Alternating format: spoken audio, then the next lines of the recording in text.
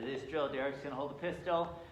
Again, we always say nothing works all the time, right? But everything works some of the time.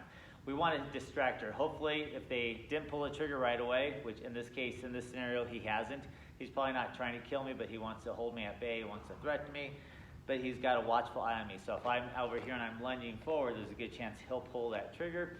Again, there's other variables. Do we know if the bullet is chambered?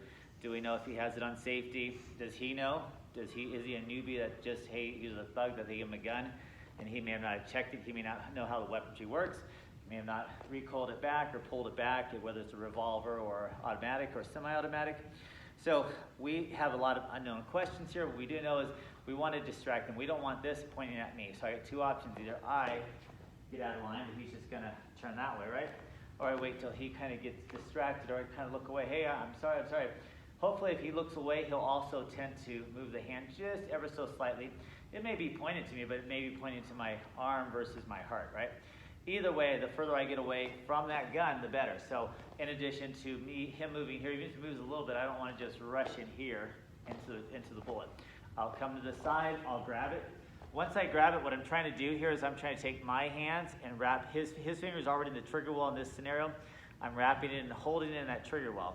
For these trainer guns, I have a little gap here, so it's not going to hurt him when I twist him back. If he doesn't have the gun, let me set this down for a second and just pretend you're pistoling, right? So it's here. So this is his trigger finger. The goal is I hold it here, right? Now its finger's locked in with the gun, and all I have to do is bring it down and rake him toward me.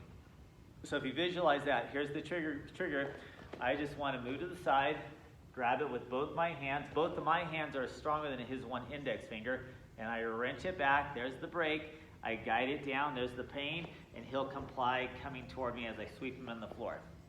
So really, it's just like a pointer finger. Grabbing that finger, bending it backwards. It's a pretty easy fix as far as breaking that hand. So he's here. He'll distract. He moves down just to the side. I grab it with both hands, control that finger, twist it, pop. There's a lot of pain in that finger. I go down, and I come forward, and I decide what to do from there, force necessary. Opposite hand. So right now we're going from the inside, so there's a distraction. He looks over there. He moves the gun away. In this scenario, I grab it, I hold it, I squeeze it. I've controlled this finger, locked it in, and there's the finger bend, break, comply. And then he comes here, and then you got your scenarios from there. Now he'll hold it again. This time, all I'm going to do is he's going to go that way, so he's going to turn the gun to that side.